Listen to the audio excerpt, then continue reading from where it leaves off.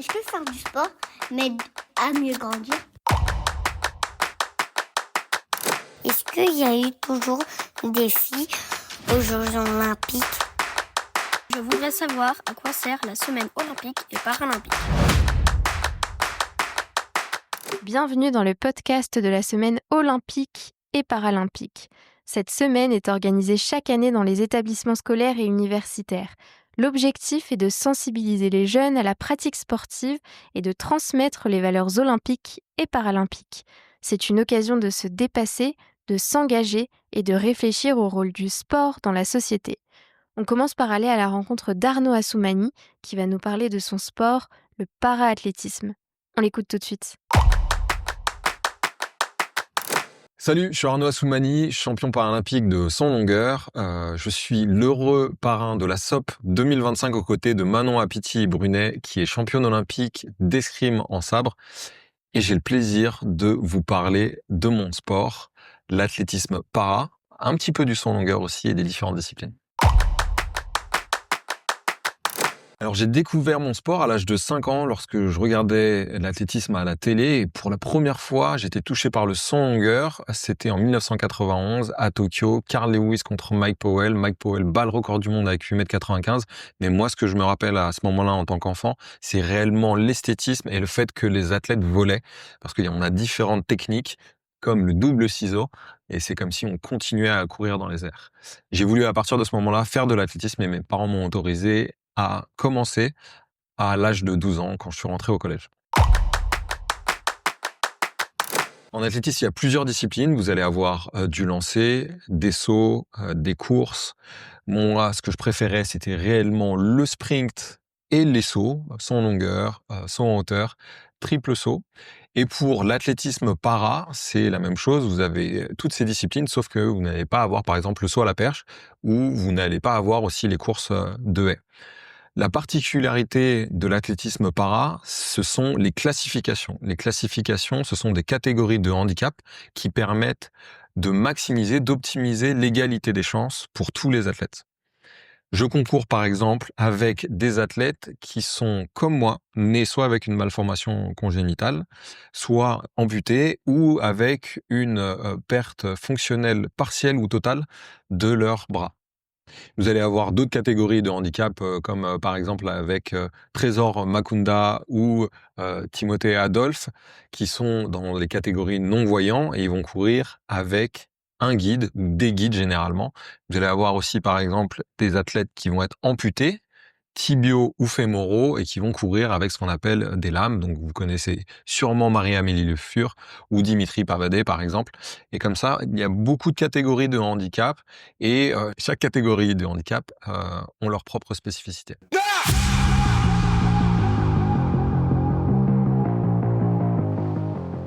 L'été 2024 restera gravé dans les mémoires. Paris a accueilli les Jeux olympiques et paralympiques. Des athlètes du monde entier sont venus s'affronter dans des compétitions spectaculaires et dans des lieux mythiques comme la Seine, la Tour Eiffel ou encore la place de la Concorde. Les athlètes français ont particulièrement brillé et nous ont fait vibrer. Pour célébrer leur victoire, il y avait un lieu particulier à ne pas louper, le Club France. Le Club France était installé Parc de la Villette. C'était un très grand site de célébration où tous les supporters français étaient présents pour soutenir les athlètes et vivre les Jeux tous ensemble dans une ambiance festive et conviviale. Pour avoir un aperçu de ce lieu, on va à la rencontre de Nathalie qui était volontaire au Club France. Elle nous raconte les coulisses et l'ambiance de ce lieu unique. C'est parti.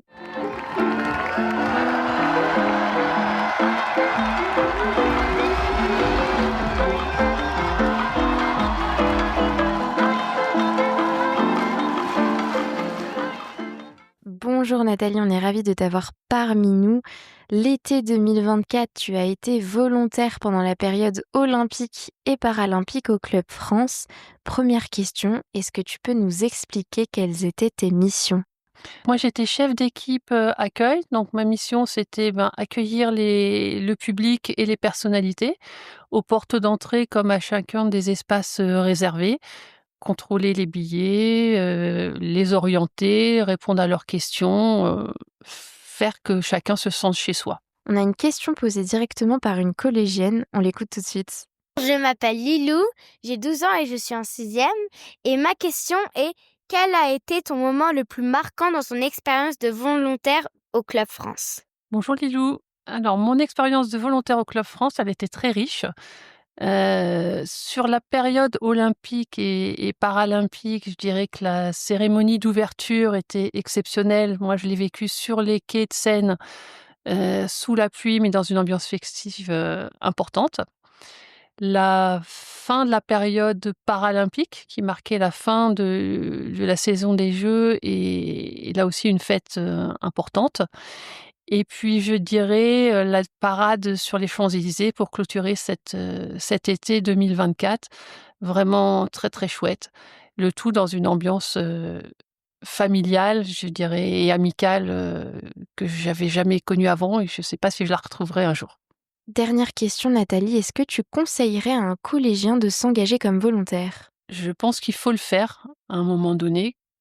Quand on en a envie, bien sûr, mais c'est vraiment important de pouvoir vivre une expérience hors du commun, de gagner en solidarité aussi, parce que c'est une grande famille, c'est vraiment de l'entraide au quotidien. Donc il faut le faire, et ça ne rapporte que des points positifs.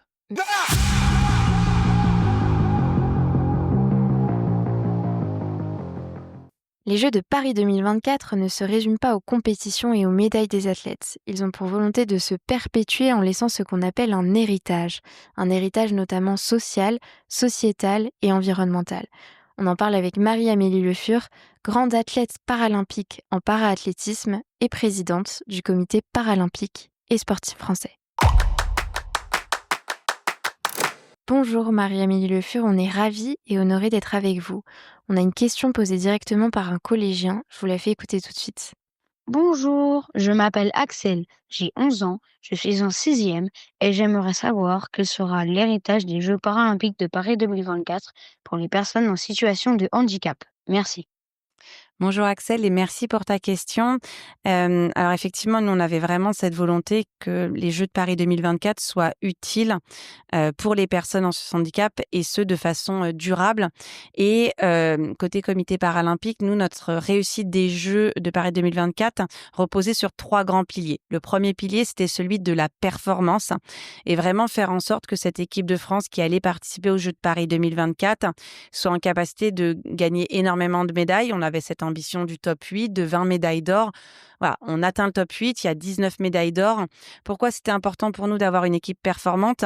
Parce qu'une équipe qui réussit, c'est une équipe qui est visible, c'est une équipe qui rayonne, et ça nous permettait effectivement d'avoir un aura médiatique bien plus fort, qui permettait d'ouvrir le champ des possibles aux autres personnes en situation de handicap, en démontrant que faire du sport quand on est en situation de handicap, c'est possible. Et ce, quelle que soit la typologie de handicap.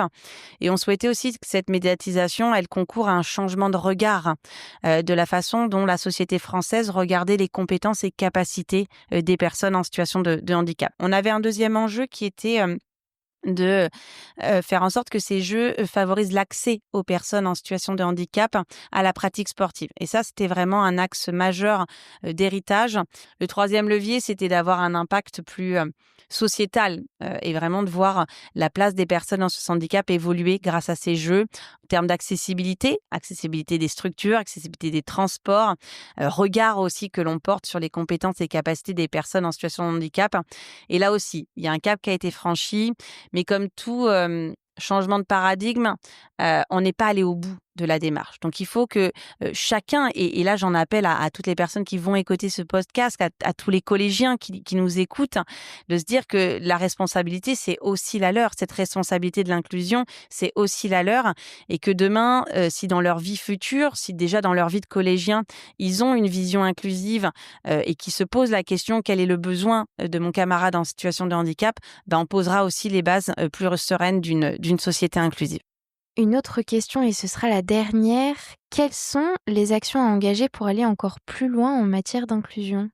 C'est de continuer effectivement à avoir ces changements durables et peut-être pour faire le lien avec la thématique qui nous réunit aujourd'hui, c'est-à-dire la semaine olympique et paralympique, c'est de continuer tous ces supports éducatifs qu'on a développés en fait au travers des Jeux, que ce soit des supports éducatifs sur l'importance de pratiquer du sport quotidiennement. Et ça, moi, c'est un message absolument essentiel que je veux passer à notre jeunesse, qu'elle soit en situation de handicap ou pas, mais c'est que de faire du sport, de bouger, d'avoir une activité physique régulière, c'est essentiel. C'est essentiel pour des enjeux de santé, mais c'est aussi essentiel pour des enjeux d'émancipation, de compréhension de soi-même. Moi, je l'ai vécu. Le sport a été pour moi un outil d'émancipation extraordinaire et il m'a aussi permis de traverser un peu les tumultes de la vie, notamment ce moment où j'ai mon accident à l'âge de 15 ans. Voilà, le sport a été une ressource essentielle. Donc, voilà, tous ces enjeux éducatifs, ces enjeux autour du vivre ensemble, il faut qu'on arrive à les faire perdurer. Merci beaucoup Marie-Amélie Le Fur, c'est une transition parfaite puisque nous allons maintenant interroger Stéphanie, pédiatre et médecin du sport sur les bienfaits de l'activité physique. C'est parti.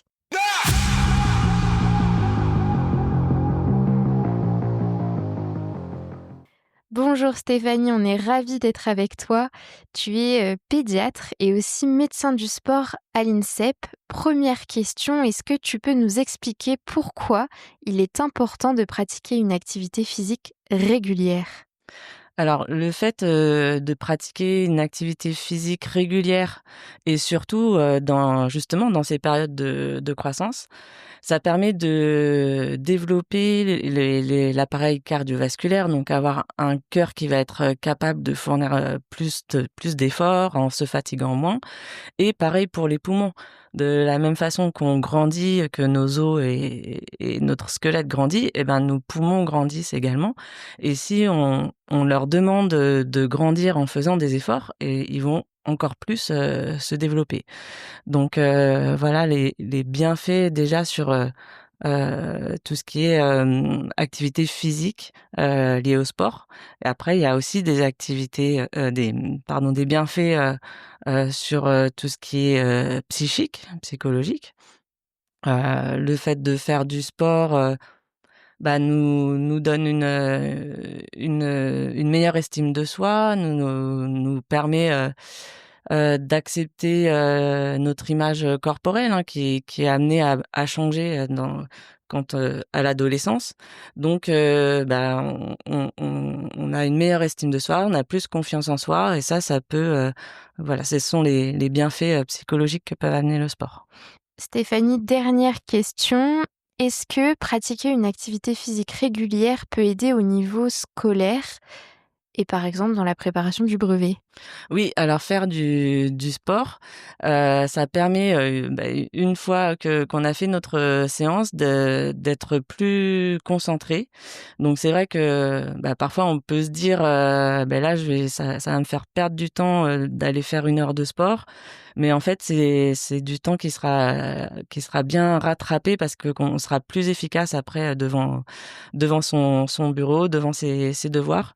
Ça a été prouvé scientifiquement que faire une activité physique régulière permet d'augmenter la concentration, la mémorisation et voilà, permet d'être plus efficace dans son travail scolaire. Merci beaucoup Stéphanie, il est donc important de rester actif. C'est la fin de ce podcast, merci beaucoup à toi d'avoir écouté.